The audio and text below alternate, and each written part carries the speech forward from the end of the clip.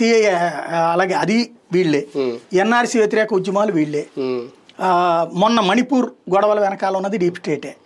దేశాన్ని అల్లకల్లోలం చేయడానికి బోలెడు ప్రయత్నాలు జరుగుతున్నాయి. డైరెక్ట్ ఉద్యమాలు అయితే ఈ దేశంలో వర్కౌట్ కావట్లేదు. కాబట్టి ఇప్పుడు రాహుల్ని ముందు పెట్టి ఈ ఓటు చోరులో ఇట్లాంటి నాటకాలు నడిపిస్తున్నారు. సార్ మామూలుగా ఆర్థిక మూలాల మీద దెబ్బ కొట్టుకోవడం అనేది పార్టీలు చేస్తూ ఉంటాయి. ఇప్పుడు ఫర్ ఎగ్జాంపుల్ ఆంధ్రప్రదేశ్ జగన్ ఆర్థిక మూలాలు కొట్టాలని వీళ్ళ ఆర్థిక మూలాలు కొట్టాలని ఆయన ఉన్నప్పుడు అది కానీ ప్రజల ఆర్థిక మూలాల జోలికి వెళ్తే పరిస్థితి ఇలా ఉంటుంది అని నేపాల్ ఘటన ఒక ఉదాహరణగా తీసుకోవాలా?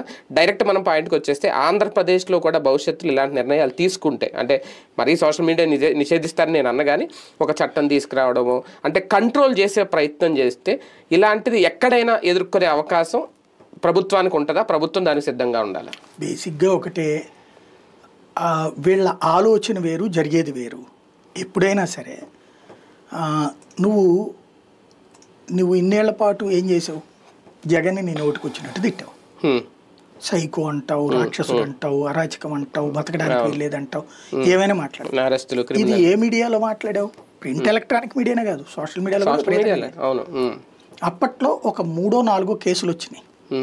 వెంటనే సోషల్ మీడియా స్వేచ్ఛను చంపేస్తారా అన్నారు.